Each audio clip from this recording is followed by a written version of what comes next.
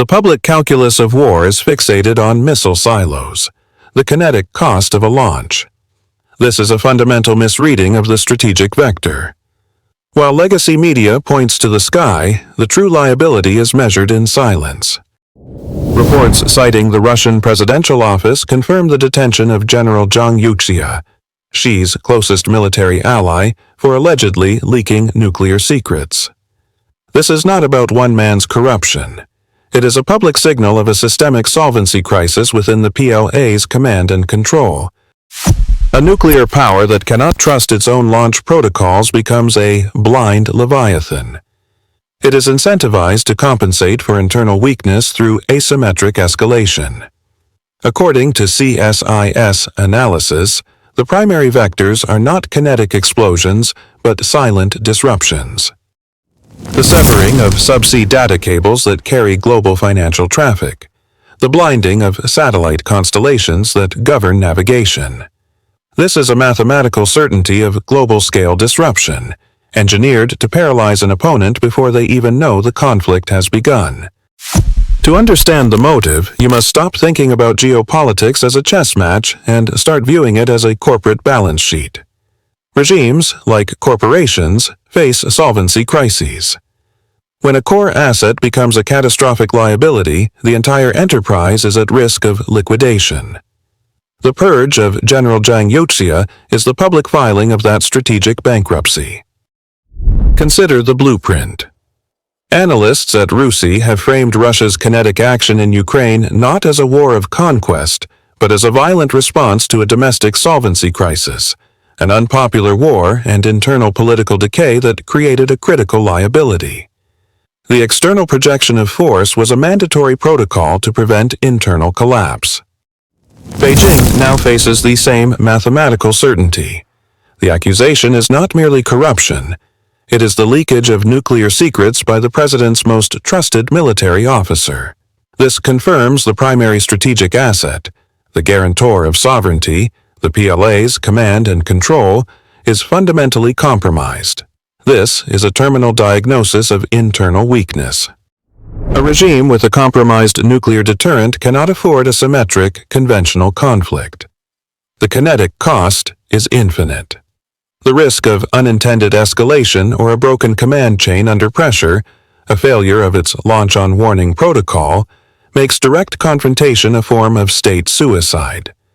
Its primary leverage is now a liability. This weakness forces a pivot. To compensate for the catastrophic internal liability, the regime must project strength externally through less predictable, lower-cost vectors. It must pivot to asymmetry. This is not a choice. It is a forced economic transaction to rebalance the books and ensure survival. The result is a portfolio of calculated disruption.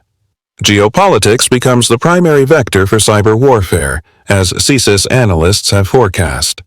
Proxies are activated to create kinetic risk, weighing on global markets.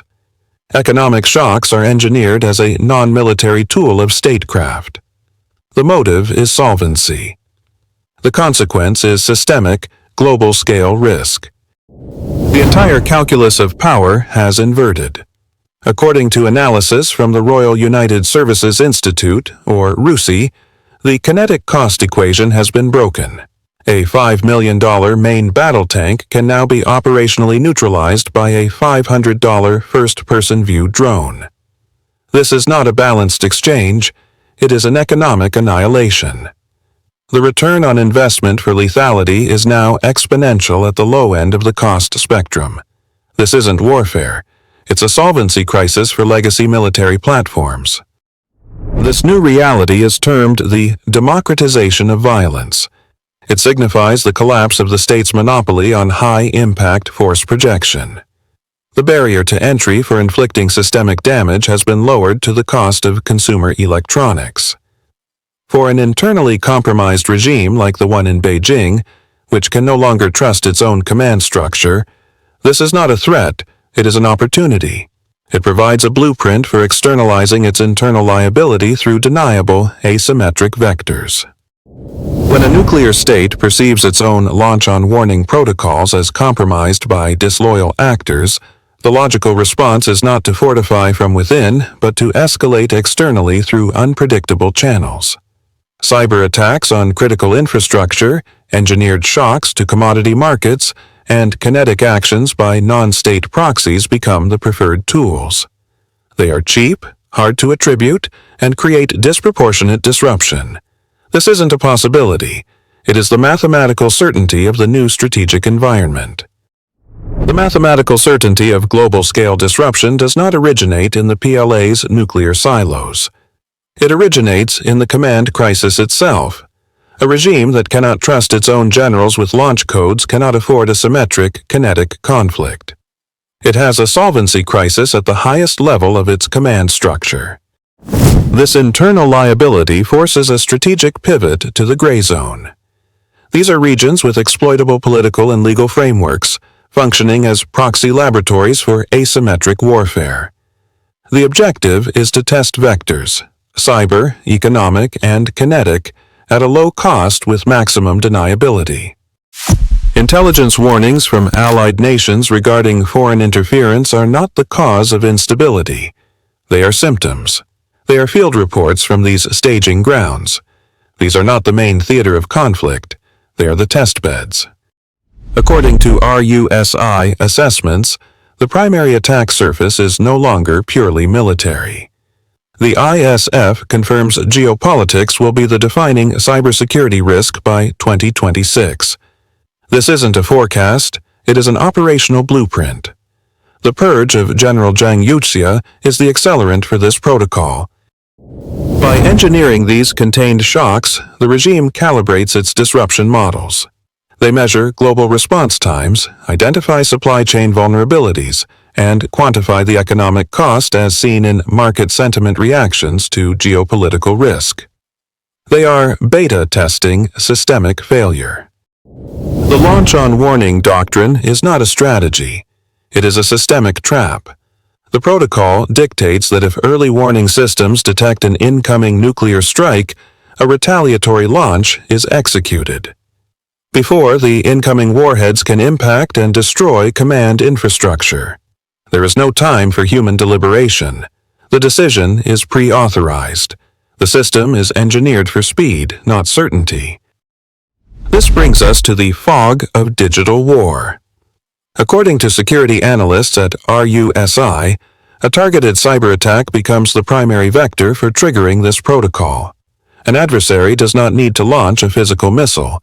They only need to create the illusion of one. By blinding radar, spoofing satellite data, or corrupting communication networks, an attacker forces the commander into an impossible choice. Believe the data and launch, risking global annihilation over a ghost, or disbelieve it and risk total decapitation. Now, inject the PLA's current command solvency crisis. Reports of China's most senior general being purged for leaking nuclear secrets create a deep-seated paranoia within the command structure. A commander who already suspects his own leadership is compromised is mathematically more likely to interpret a digital anomaly as a real attack. The internal liability becomes a kinetic accelerant. When you cannot trust your own chain of command, you are forced to trust the machine, even when it's screaming that the world is ending. The purge of General Zhang Yuxia, as reported by outlets citing the Russian presidential office, is not a corruption case. It is a public signal of a solvency crisis within the PLA's nuclear command and control. According to the logic of asymmetric escalation, a nuclear power perceiving its own deterrent as compromised becomes a primary source of systemic risk.